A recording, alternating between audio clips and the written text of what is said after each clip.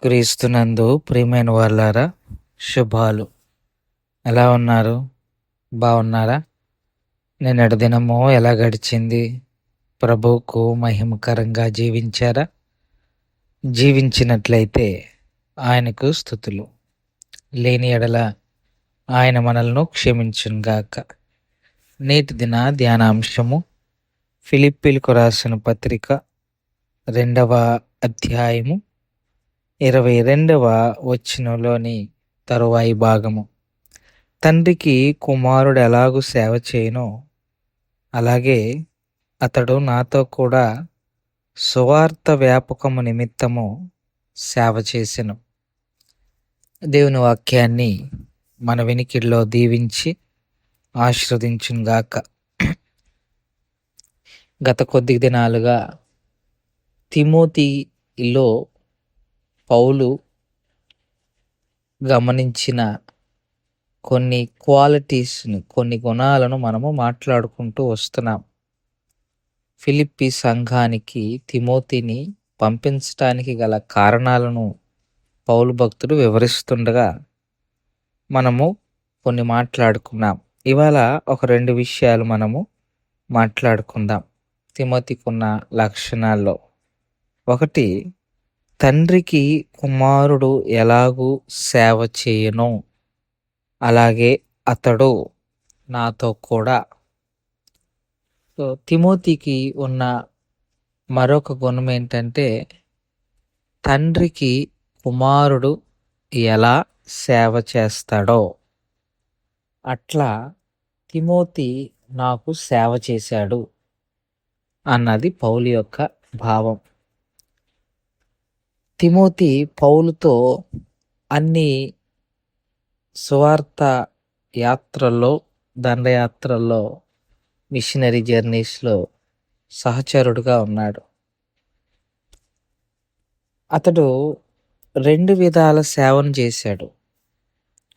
ఒకటి, తిమోతి పౌలుకు కావలసిన ప్రతి అవసరతలోనూ సహచరుడుగా ఉన్నాడు.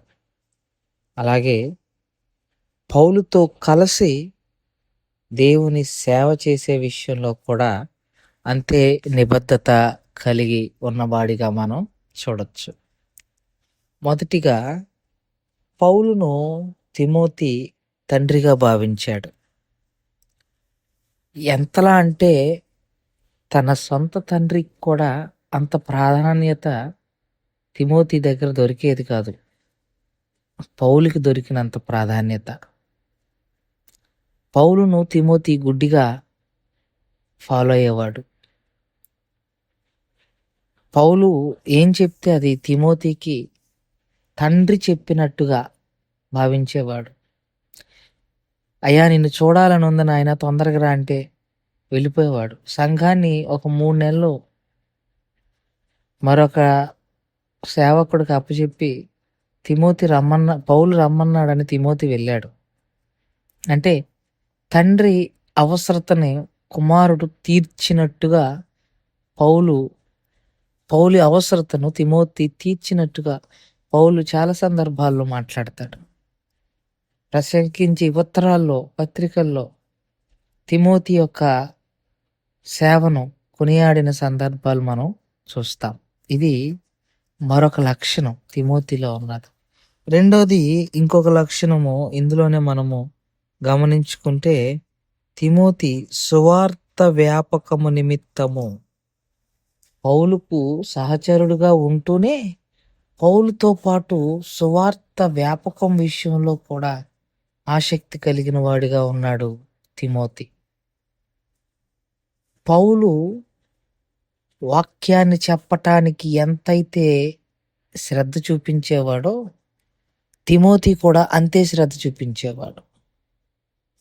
రాజీ పడని పరిచర్య, ప్రత్యేకించి సువార్త వ్యాపకంలో తిమోతి పౌలుతో సమానుడు. ఇక్కడ ఎక్కడా కూడా వీరిద్దరి యొక్క బంధాన్ని కానీ మనం గమనించుకుంటే, పౌలు సీనియరు, తిమోతి జూనియర్. కానీ సువార్త పని విషయంలో పౌలు ఎక్కడా కూడా తన సుపీరియారిటీని, తన యొక్క గొప్పతనాన్ని తిమోతి దగ్గర చూపించలేదు. అట్లాగే తిమోతి కూడా చిన్నపిల్లవాడు కాబట్టి నిర్లక్ష్య ధోరణి ఎప్పుడు పౌలు విషయంలో ఉండేది కాదు. అంత గొప్ప అనుభవాలు లేకపోతే బంధాలు వారి మధ్య ఉన్నట్టుగా మనం చూస్తాం. సో పౌలు తిమోతిని పంపటానికి రెండవ కారణము, సువార్త వ్యాపకం విషయంలో తిమోతి పౌలు లాంటి వాడు. పౌలుకి సువార్త విషయంలో ఎంతైతే జీల్ ఉందో తిమోతికి కూడా అంతే ఉంది. అందులో తిమోతి ఇంకా యవనుడుగా ఉన్నాడు.